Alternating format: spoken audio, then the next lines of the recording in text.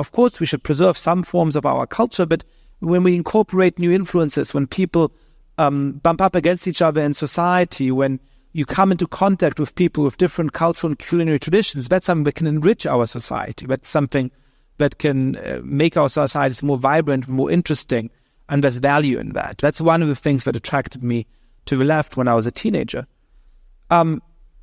Nowadays, it is often the political left under the influence of this new form of identitarianism that worries about so-called cultural appropriation, but looks at a place like New York with its influences from all around the world, but looks at a place like Paris, where I was a few days ago, with all of the different influences in the world that is transforming French culture in some ways, but looks at something like the interesting mixture of traditional Brazilian culture and Japanese culture that you have in a city like Sao Paulo, and say this is a dangerous form of cultural appropriation.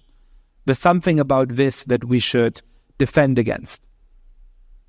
And I think that's a good illustration of the ways in which its vision of a society we should aim for is fundamentally mistaken. Because to me, the fact that in a city like Sao Paulo or Paris or New York, you have people influencing each other, inspiring each other, taking from each other's cultures, creating new forms of music and cuisine and expression, is one of the things we should be proud of, one of the things that we should celebrate in our societies, rather than one of the things that we should worry about.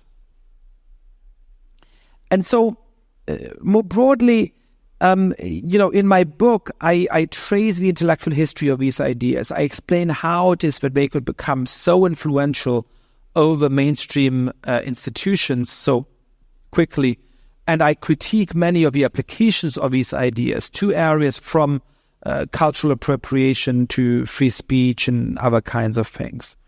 But the argument I ultimately make is that the vision of society that it develops is misguided, and that we have a better liberal alternative available to us. So towards the end of the talk, I just want to give you the basic characterization of what this new left identitarian ideology claims and how it is that we can respond to it in a way that I think is more sensible and more promising. I think you can boil down this ideology to three main claims. That is, first of all, that the most fundamental trick, the most fundamental prism for understanding society is to look at it through the lens of identity groups like race and gender and sexual orientation. But the thing I need to know if I want to get in conversation with you, and if I should know how to treat you, is which group you're born into. And then the thing that I need to understand in order to read society, in order to explain political events, is clashes between different identity groups.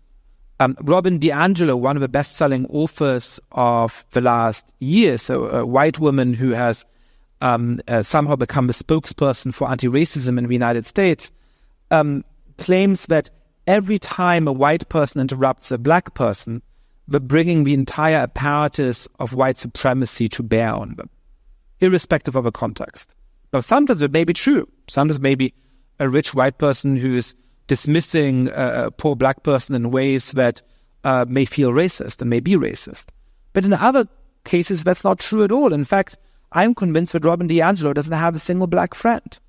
Because part of friendship is that you sometimes interrupt each other.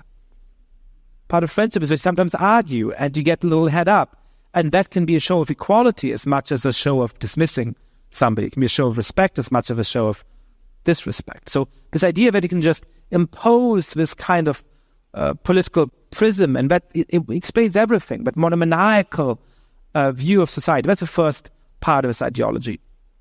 The second part of this ideology, as I was saying earlier, is this claim that universal values and neutral norms are just a way of pulling the wool over our eyes. It's just a way of blinding us to the true racist and sexist and bigoted nature of our society. And therefore, number three, that the only way we can make progress is to dismiss all of those universal values, to dismiss all of those aspirations, and create a society in which your fundamental rights and duties don't come to you as a citizen, don't come to you as an individual, but come to the group to which you belong.